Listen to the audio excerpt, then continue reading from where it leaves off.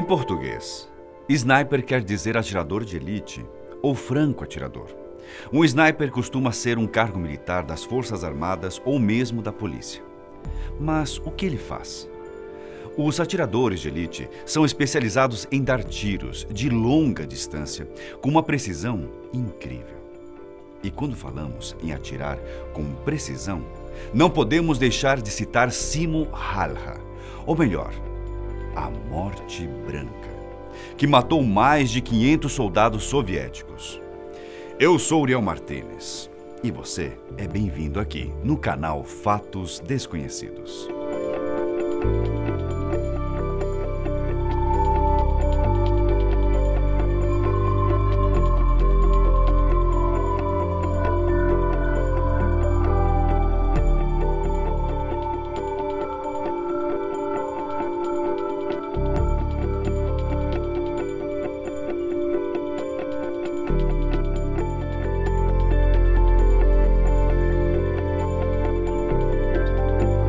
A extraordinária história de Simo Hällhä começa na cidadela finlandesa de Hautajarvi.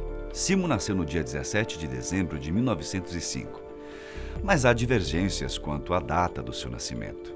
Como quase todas as pessoas da sua simplicidade, Simo era um fazendeiro comum.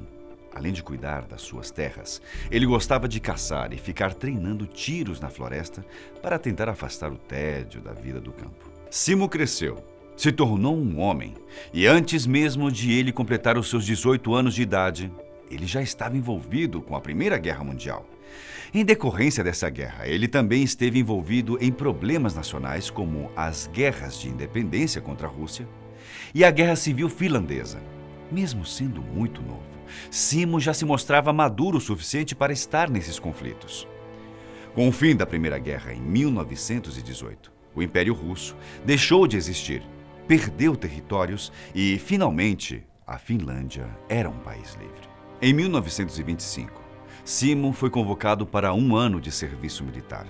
Ele exibiu suas proezas militares logo no início e, depois de apenas 1 ano, já havia avançado para o posto de cabo. Mais tarde, Simo se juntou à Guarda Civil Finlandesa e descobriu seu talento e a curiosa paixão por fotografar. Ele supostamente passou todo o seu tempo livre fora, praticando seus tiros. Eventualmente, ele poderia atingir 16 alvos por minuto a 152 metros de distância, tornando-se um grande sniper na guerra que se aproximava. Com apenas 1,5 metro de altura, o gentil Simo estava longe de ser intimidante e, na verdade, era alguém muito fácil de ser ignorado, o que talvez o tornasse o homem certo para ser um sniper. Como muitos cidadãos fizeram, ele completou o seu requisito de serviço militar quando tinha 20 anos de idade e então retornou à sua tranquila vida de agricultura, esqui e caçada. Ele era famoso em sua pequena cidade pelo talento para atirar e ele gostava de participar de competições em seu tempo livre. Porém, seu teste real ainda estava por vir. A liberdade da Finlândia duraria até 1939, quando tropas ligadas a Moscou foram em direção ao solo nórdico. Como eu já citei, Simo já havia prestado serviço militar obrigatório. Ele então foi convocado e colocado na resistência dos patriotas.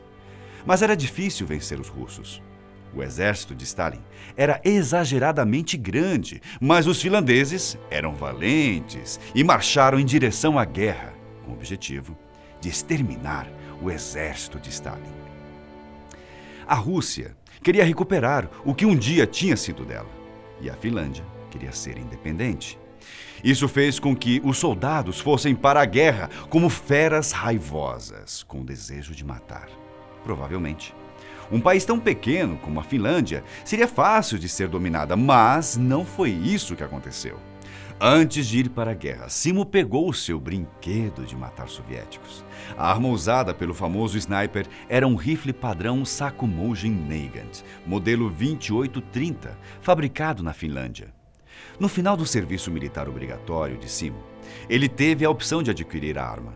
Ele a comprou e a usou anos depois, recusando-se a usar uma outra arma sueca com o escopo. Simo achava que o escopo tornava o atirador um alvo mais fácil para os inimigos.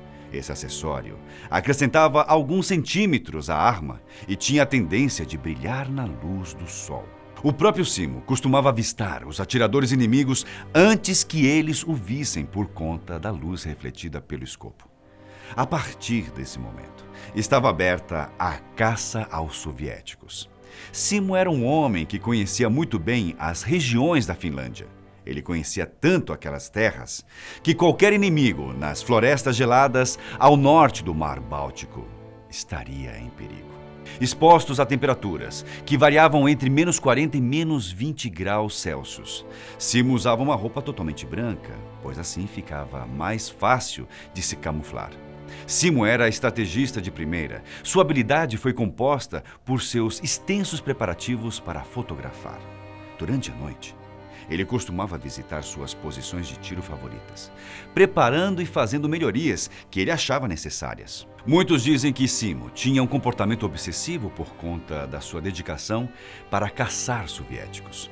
Ele também sempre zelava muito pelas suas armas. Simo limpava seu armamento com muito mais frequência do que os outros soldados, fazendo manutenção antes e depois de completar cada missão. Quando falamos de guerras que ocorreram em lugares muito gelados, precisamos levar em conta que o frio pode afetar o funcionamento das armas. Por isso, a manutenção frequente garantia o bom funcionamento do armamento de Simo. Existe um mito envolvendo os snipers, que diz que eles gostam de subir em árvores para conseguir atingir os inimigos. Mas Simo sempre ria quando era questionado sobre isso. Ele afirmava que subir em árvores, além de tornar mais difícil avistar o inimigo, o faria não ter saída caso fosse descoberto. Em vez disso, Simo costumava usar galhos como camuflagem, o que proporcionava melhor proteção e permitia que sua visão fosse mais privilegiada. Os treinamentos de Simo nas florestas onde vivia foram cruciais para a guerra. Ele costumava caçar passarinhos e qualquer som fazia com que os pássaros se assustassem. Por isso, ele conseguia andar na floresta de uma maneira silenciosa. Sendo um caçador nato, Simo tinha uma visão precisa e tinha capacidade de identificar e reconhecer seus alvos. Não há métodos infalíveis na caça, pois cada situação e condição são únicas. A morte branca sabia que quando um caçador atira em seu alvo, ele deve ser capaz de observar a queda. Um erro pode fazer com que o animal fuja ou tente se defender. Todas essas táticas de caça eram usadas por Simo na guerra. Outra habilidade importante era o de estimar distâncias. Ele não nasceu com essa habilidade. Seu pai o ensinou e foram precisas muitas horas de treinamento, primeiro estimando a distância de um alvo e depois fazendo a medida. Na maioria dos casos, suas estimativas eram quase perfeitas. Quando jovem, ele também aprendeu a estimar os efeitos do vento e da chuva nos disparos e nas condições da floresta também. E com todos esses conhecimentos, o maior sniper de todos os tempos abateu mais de 500 soldados soviéticos. É verdade que existe uma confusão sobre a exatidão do número de vítimas. Uns dizem que foram mais de 700 soldados, outros que foram muito mais que isso. Mas o consenso é que ele matou mais de 500 soldados. Ele acertava os inimigos que estavam a mais de 400 metros de distância. Naquela época, havia uma contagem diária para descobrir a performance de cada sniper. Surpreendentemente, o Morte Branca tinha matado todos esses soldados em menos de 100 dias. Em outras palavras, ele manteve uma média de 5 soldados mortos por dia, numa época do ano em que havia pouquíssimas horas de luz solar por dia. Para vocês terem uma ideia, no campo de batalha de Kolar, Simo e mais 31 finlandeses conseguiram vencer cerca de 4.000 soldados soviéticos.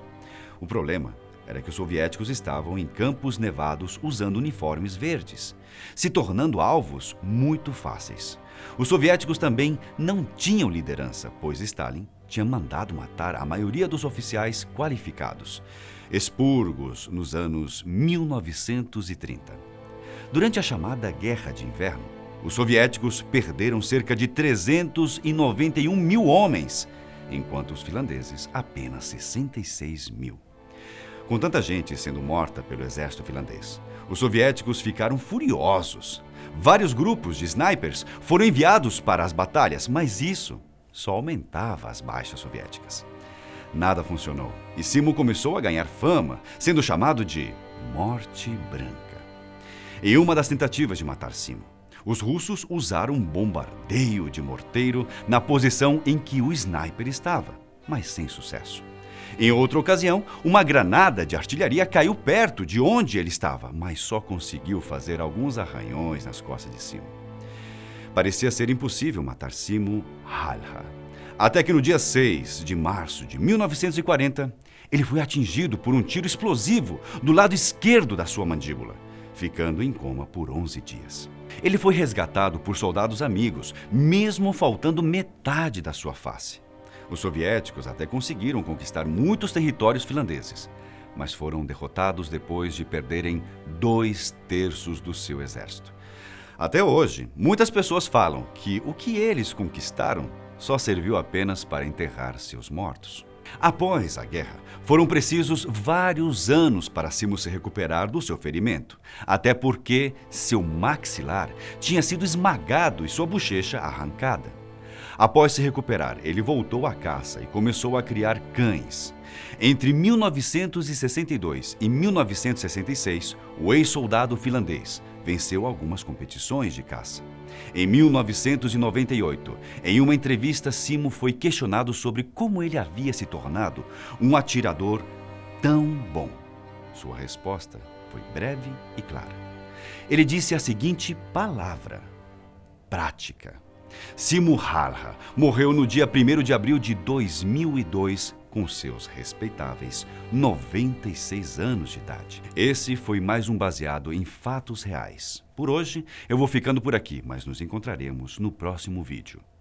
Um forte abraço para todos vocês.